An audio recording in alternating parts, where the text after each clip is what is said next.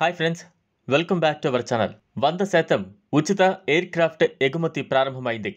భారత్లో తయారైన శ్రీలంక డోర్నియర్ 228 సైనిక విమానాలను భారత్ ఇవ్వవచ్చు.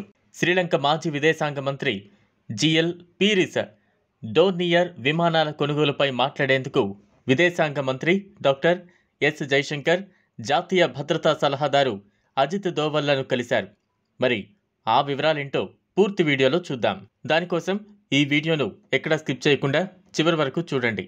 ఈ వీడియోను ఇప్పటివరకు లైక్ చేయకుండా ఉంటే ఇప్పుడే ఒక లైక్ వేసుకుని ఇలాంటి కొత్త జెన్యూన్ అప్డేట్స్ కోసం మన ఛానల్ను సబ్స్క్రైబ్ చేసి బెల్ సింబల్ను ప్రెస్ చేయండి.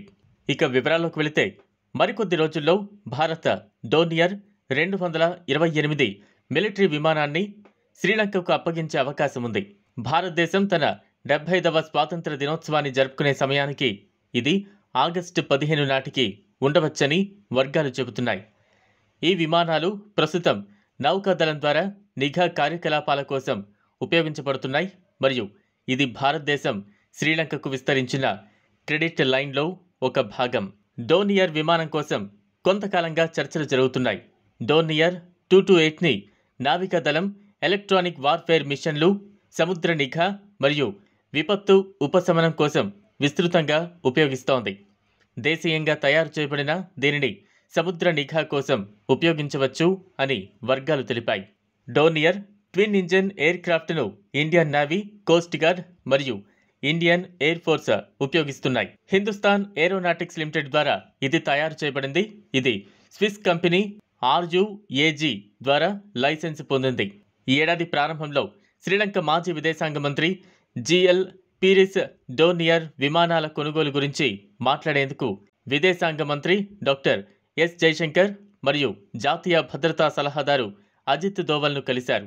శ్రీలంకకు 2 డోర్నియర్ విమానాలను ఇవ్వాలని చర్చలు జరిగాయి మరియు దీని ధర శ్రీలంకకు భారతదేశం విస్తరించిన LOCలో సర్దుబాటు చేయబడుతుంది. ఇప్పటివరకు శ్రీలంకకు భారత్ $3.8 బిలియన్ ఆర్థిక సాయం అందించింది.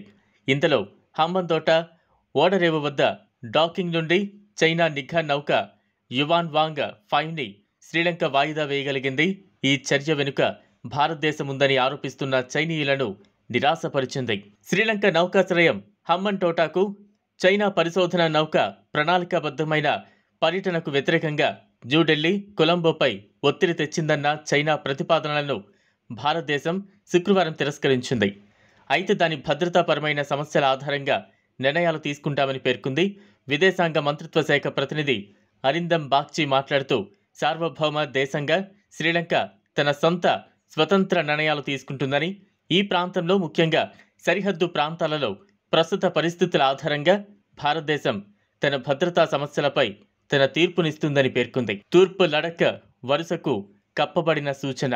చైనీస్ బాలిస్టిక్ క్షిపణి మరియు ఉపగ్రహ ట్రాకింగ్ షిప్ యువాన్ వాంగ్ 5 ఆగస్టు 11 నుంచి 17 వరకు హంబంటోట ఓడరేవులో డాక్ చేయడానికి షెడ్యూల్ చేయబడింది. అయితే శ్రీలంక నుండి వచ్చిన నివేదికలు ప్రణాళిక ప్రకారం బెర్త్ చేయలేదని చెప్పారు. భారత్కు సంబంధించిన ప్రకటనలోని సూచనలను మేము తిరస్కరిస్తున్నాం.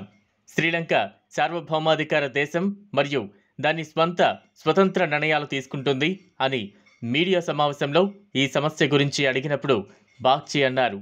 హంబంటోటాకు నౌకను అడ్డుకునేలా శ్రీలంకపై ఒత్తిడి తేవడం అవివేకమని చైనా విదేశాంగ మంత్రిత్వ శాఖ వాంగ్ వెన్బిన్ సోమవారం భారత్ను ఉద్దేశించి ఒక కప్పిపుచ్చిన సూచనలో పేర్కొన్నారు.